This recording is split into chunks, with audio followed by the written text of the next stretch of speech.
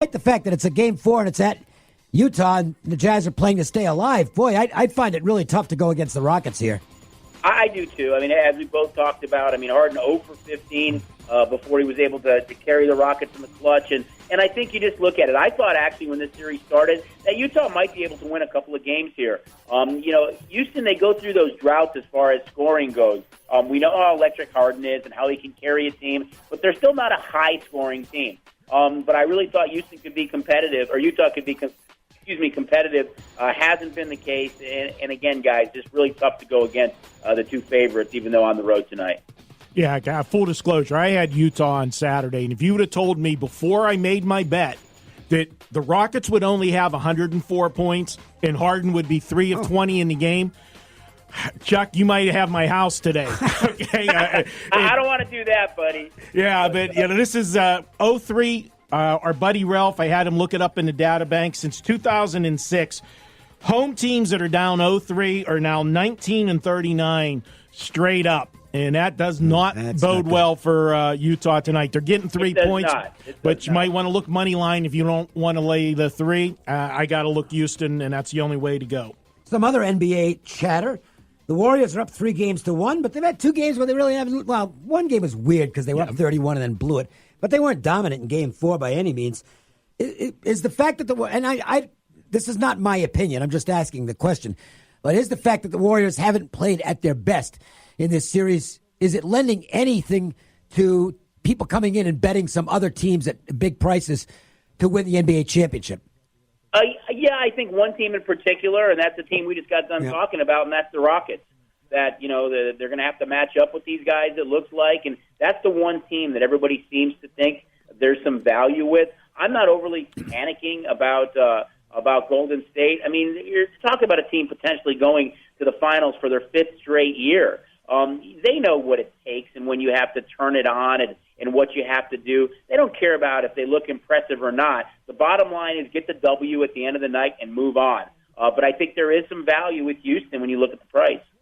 Dave, I look at the Warriors, and they know the Clippers have no shot. This is a team, to me, that's just sitting around waiting. And I'll tell you what, they're hearing all the chatter, too, about the Rockets. And how many times have they had to hear, well, if CP3 didn't get hurt for that Game 7, that they would have closed them out and everything else, that there wouldn't even have been a Game 7. I think we'll see the real Warriors in the Rockets in the next series. The question's going to be, what's going to be left? If the Rockets do somehow get by Golden State, how are they going to stay focused for the rest of the way? Because neither one of these teams show me that they can play on the top level every night. In the Eastern Conference, it's tough to call it a disappointing regular season because I just don't know what the regular season means to the NBA at this point. But the Celtics, despite the fact they haven't been dominant in this series, they won 4 straight against Indiana. They've got a chance to relax a little bit. They've got some positive momentum. So are we seeing Celtics stock go up right now in the Eastern Conference, Chuck?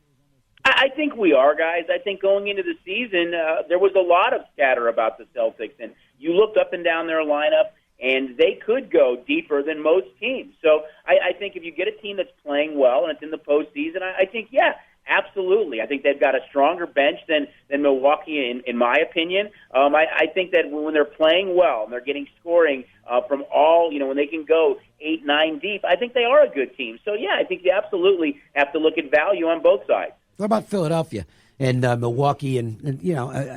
Milwaukee, I think we know. Philadelphia is still the most interesting team to me in a lot of ways because on the right night, the 76ers look like they could beat anybody in the league. And on the wrong night, though, that's an important thing to say because sometimes we keep waiting for that right night and you don't always get it. That's been the thing with them all year. If they're Dr. Jekyll, Mr. Hyde, and it's a little bit of immaturity, I think, with the team. And then, you got him saying Embiid's playing, and then he doesn't play, then he's not playing, and then he does play. You don't know what's going on there, but I'll tell you. I said that earlier, in the NBA, it's very difficult. And you see some, dramatic line moves because of that. And but Philly's a good team, but I agree. I think they're very Jekyll and Hyde. For me, I think after Milwaukee, you look at Boston more than you do Philadelphia. What about Toronto? They're still there. It's just and look, a lot of this has to do with their past playoff failures.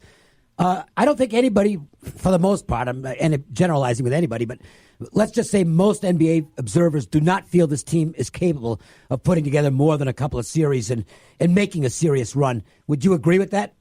Absolutely. They're just not that public juggernaut that gets that backing. And I mean, you look at a team that won 58 games. Actually, the only team in the league that won more games was the Milwaukee Bucks. Yeah. They won more games than Denver. They won more games than Golden State.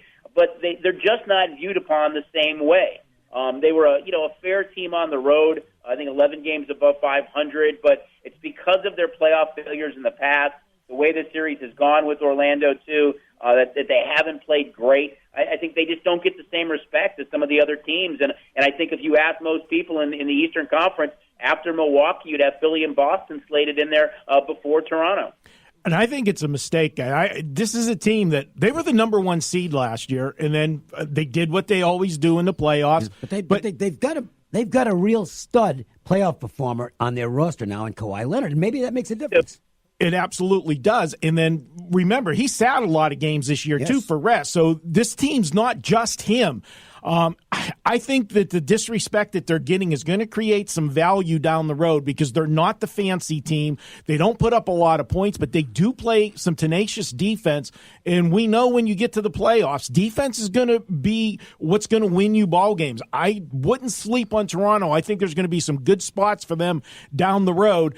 And, they're after that first game demise, which is just an automatic, give them an L on the first game of every series, it seems like, for however long they've been playing in the playoffs.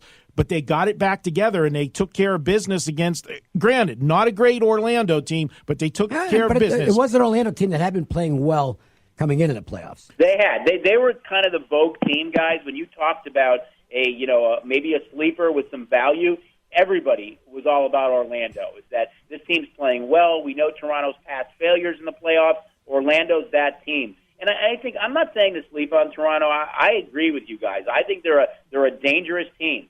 But they just don't get that same public play that a lot of the other favorites do. I think because they're Toronto, outside of Leonard, I think there's a lot of uncertainty there. And I think they're not as popular of a bet as, say, Philly or Boston are after Milwaukee in the East. Chuck Esposito is with us right now, us being Marco DAngelo and myself, Dave Cokin, and we're talking about a variety of things today. And we haven't touched on this yet, but it's going to be hopping at Sunset Station this week because the NFL Draft is finally here, Chuck, and that's always an exciting event for you guys. It is. It's kind of our signature event, guys. It's our Get Drafted at Sunset. It's our pro football draft party. It's free. It's open to the public. It is Thursday night, draft night. Doors open at 3 o'clock. First pick's around 4:30. Everybody that walks in the door gets a drawing ticket and has an opportunity to win a draft cap. So regardless of what your favorite team is, when they're on the clock, you might be fortunate enough to win their cap. And we let you guys trade caps in there and have a lot of fun. We've got some draft props on the board. And if you're a draftnik like myself, you get to come in, watch it with audio. It's on big screen. Great food and beverage specials, merchandise out front from Power Play Sports, and a chance again to win your draft cap. And come on in, watch with about 200 of your closest friends that night. It's a great party at Sunset if you're a draftnik like me. And you mentioned the draft props. What's getting attention right now? I think that the player to be drafted first. Murray was at 2-1 at one point, and then in the 1 to 5 range, and then 1 to 20, and then it's kind of come back. I mean, there seems to be a lot more chatter right now about Arizona potentially not going number one. I don't buy it. I don't buy Murray not going number one. I think it's a smokescreen. I think they're seeing if someone will throw the kitchen sink at them for something else. I just see it hard to believe that with Kingsbury as coach and the success that he had with Mahomes at the collegiate level and what Mahomes has done with the Chiefs, that they don't try to duplicate that in Arizona. It's a quarterback-driven league. They have a lot of holes. I'm not sure it's the right move to draft a quarterback in the first round back-to-back years, but my guess is it's Murray, and then it's going to get interesting after that because I think you are going to see a bevy of trades in the first round.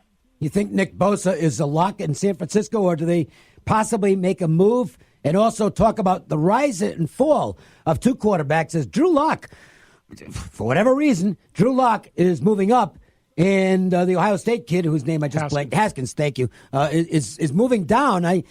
I'm not buying it, Chuck. All I can go, look, I'm not at the scouting combines or any of that stuff. All I go by is what I saw. And I would take Haskins over Locke, and it's not close, quite frankly. Well, I think in San Francisco's case, they're in a great spot. They signed Dee Ford in the offseason, acquired him from Kansas City, signed him to a long-term deal, so that helps that pass rush. They could go Bosa. They could go Williams. They could go Josh Allen. They could trade back and get a bevy of picks. They could get a lot of picks here if somebody really falls in love with Nick Bosa. I think if they hold the pick, it's not going to surprise me if it's Williams from Alabama and not Bosa, although I think it's Bosa.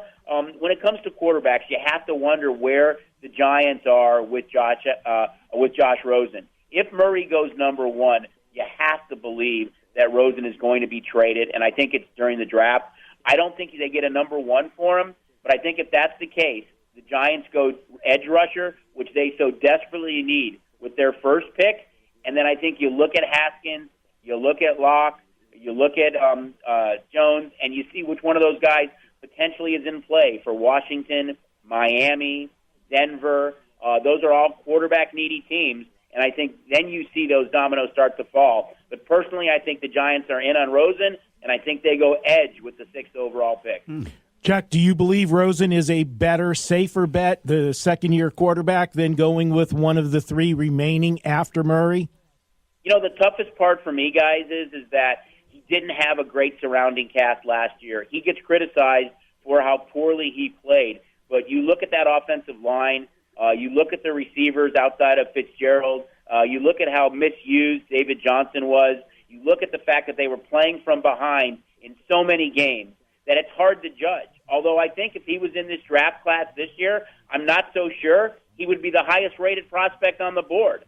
You never know what you're getting with a quarterback. It's a quarterback-driven league. But I think there is some value for a team like maybe the Giants or somebody else if they're able to acquire him and not give up a number one to give Josh Rosen a fresh start.